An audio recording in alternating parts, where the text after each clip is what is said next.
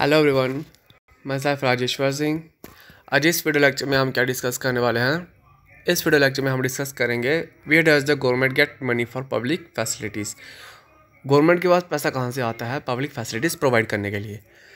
तो अब क्या होता है, हमने चैप्टर में क्या पढ़ा अभी तक कि पब्लिक फैसिलिटीज़ के बारे में पढ़ा हमने कि गवर्नमेंट का कितना इंपॉर्टेंट रोल होता है पब्लिक फैसिलिटीज़ प्रोवाइड करने में, क्योंकि गवर्नमेंट ही क्या कर रही है, गवर्नमेंट ही अफोर्डेबल प्राइस में सर्विस प्रोवाइड कर रही हैं। तो अब क्या होता है, जितने भी पब्लिक फैसिलिटीज़ प्रोवाइड कर रही हैं गवर्नमेंट, तो जो पब्लिक फैसिलिटीज़ प्रोवाइड कर रही हैं तो उसमें बहुत ज़्यादा एक्सपेंसेस आएंगे, बहुत ज़्यादा खर्च आता है। तो वो खर्च कर रहे हैं तो पैसा उनके पास कहाँ से आ रहा है, ठीक है। अब एक्सपेंसेस कैसे हो रहा है, खर्च कैसे आ रहा है कि आपके लिए हॉस्पिटल्स बना रहे हैं, वो कंस्ट्रक्ट कर रहे हैं, बिल्डिंग बना रहे हैं, उसमें न्यू न्यू इक्विपमेंट्स ला रहे हैं, ठीक है। तो उसमें पैसा तो लगेगा, खर्च तो होगा उसमें।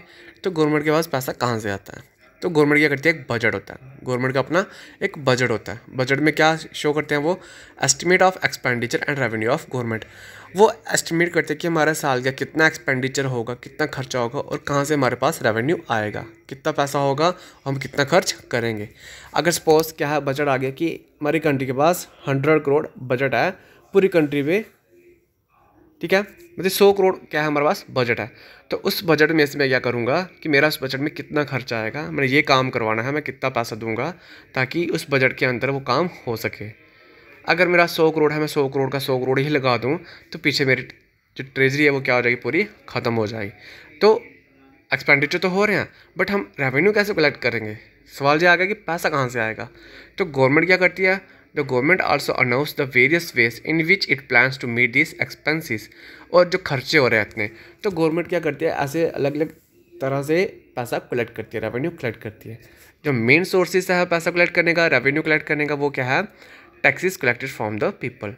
लोगों से क्या किया जाता है, टैक्स के बेसिस में पैसा कलेक्ट किया जाता है।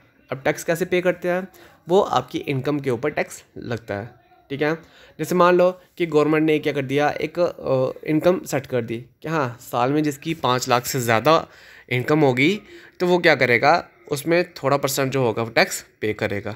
उससे भी गवर्नमेंट क्या करेगी, रेवेन्यू कलेक्ट करेगी।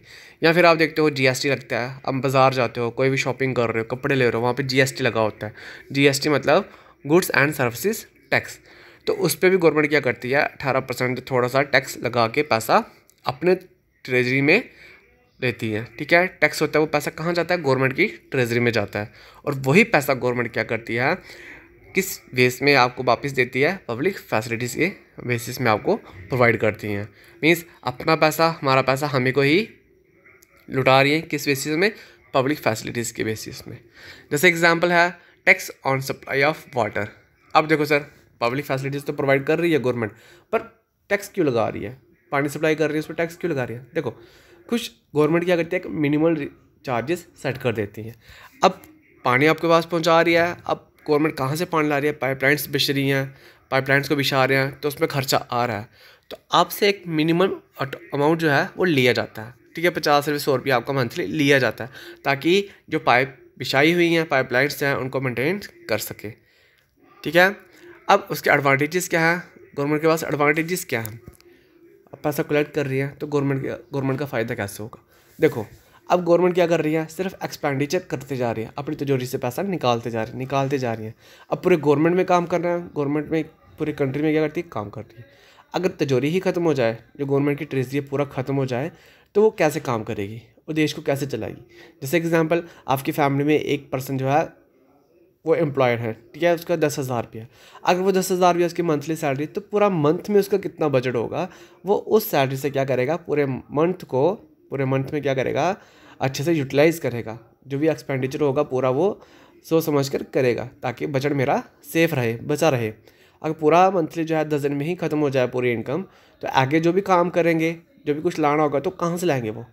तो वही होता है बजट, कि हाँ कि मेरे पास कितना खर्चा होगा, मेरे पास कितना पैसा बचा है, मैं कितना खर्च कर सकता हूँ, वो आता है बजट में। तो गवर्नमेंट के यही फ़ायदे होते हैं कि गवर्नमेंट के पास पैसा आता जाएगा और गवर्नमेंट पब्लिक फैसिलिटीज़ प्रोवाइड करते जाएंगी। पैसा नहीं होगा तो पब्लिक फैसिलिटीज़ भी जो है प्रोवाइड कर रही हैं, उसको मेंटेन नहीं कर पाएंगे वो। तो मेंटेन करने के लिए गवर्नमेंट को रेवेन्यू कलेक्ट करना पड़ता है, ठीक है। तो इस तरह से गवर्नमेंट क्या करती है, पैसा रेवेन्यू जो है वो कलेक्ट करती है। किस बेसिस पे?